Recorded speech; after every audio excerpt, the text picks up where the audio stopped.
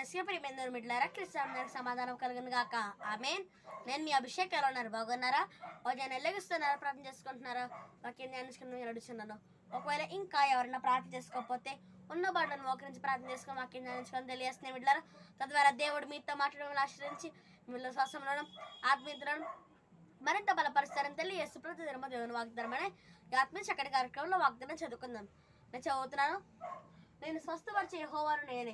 నిర్గమకాండం 15:26 వచ్చింది. కనుక దేని బిడ్డలు వాగ్దానం బట్టి మనం తెలుసుకోవాలంటే ఇది నీకు వ్యాధి ఉందా?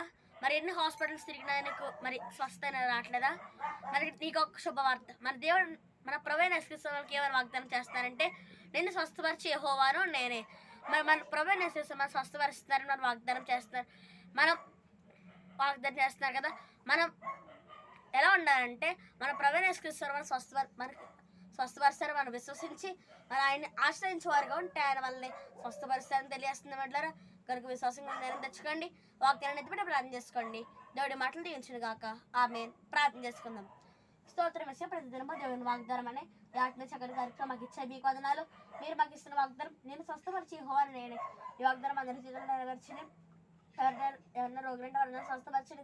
ఇది ఎవరైతే పుట్టినరోజులు పిల్లలు చేయించుకుంటున్నారు అందరిని ఆశ్రయించండి. అనేకులు పుట్టినరోజులు పిల్లలు చేయించుకోవాలి సాయం చేయండి. అందరూ సంఘాలను వాటికి కాపుదలు తెచ్చేయండి, అభివృద్ధిపరచండి.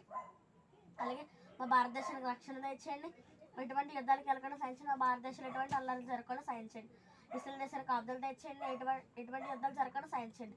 ఏసిన పట్టణంలో కూడా కాపుదలు తెచ్చేయండి. ఏసిన వచ్చిన తండ్రి ఆమేన్. కనుక నేను మిడ్లరీ వాగ్దాన్ని పొందుకున్నారు కనుక లైక్ చేయండి, షేర్ చేయండి, సబ్స్క్రైబ్ చేసుకొని మంచి మంచి కామెంట్స్ పెట్టండి. దేవుడు మమ్మల్ని దించును కాక ఆమేన్.